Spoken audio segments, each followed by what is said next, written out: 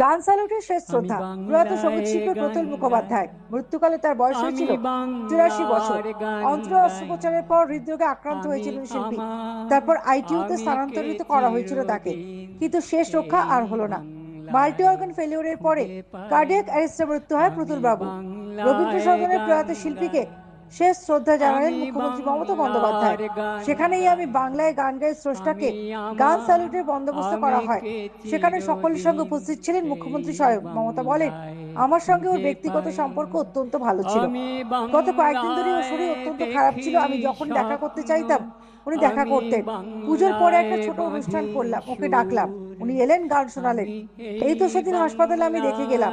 বুঝতে পারছিলাম ওর শরীরে কষ্ট হচ্ছে, চোখ দিয়ে জল পড়ছিল।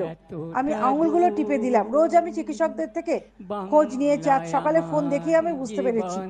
এরপর আমি অরূপ ইন্দ্রনীল দোলাকে পাঠালাম। রাজ্যের তরফে পূর্ণ সম্মান মর্যাদা দেওয়া হয়েছে। গায়ক অসুস্থ থাকাকালীন তাকে দেখতেও গিয়েছিলেন মমতা। তার কথায়, যে মানুষকে এত প্রাণবন্ত দেখেছি তাকে এমন দেখতে কষ্ট হয়। আমি মনে করি বেঁচে থাকাকালীন যেমন ছিলেন সেটাই মনে রাখবো।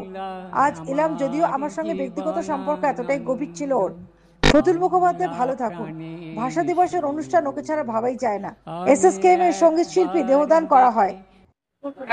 এই যখন অবস্থা ট্রিটমেন্ট করে ওকে ভেন্টিলেশনে রাখা হয়, আমি যখন দেখা করতে যাই আমি শুনি যে উনি দুদিন ধরে কোনো রেসপন্স করছেন না। কিন্তু আমি যখন গিয়ে করে ডাকা হয় সমস্ত চোখ দিয়ে জল বেরিয়ে পড়লো। কষ্ট হচ্ছিল, বুঝতে পারছি না। আমরা অনেক বললাম আপনাকে তো ভালো হতে হবে, আবার গান গাইতে হবে, ভাষা দিবস আপনাকে ছাড়া তো হবে না। তখন সে ওনার সবাই একটু দুটো হাত তুলে দিলে কিছু আমরা বোঝাবার চেষ্টা করলে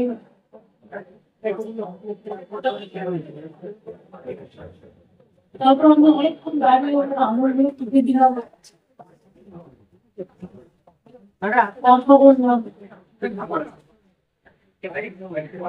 আমাদের চিকিৎসকরা অনেক চেষ্টা করেছেন। Bureau report, United India news. বাংলার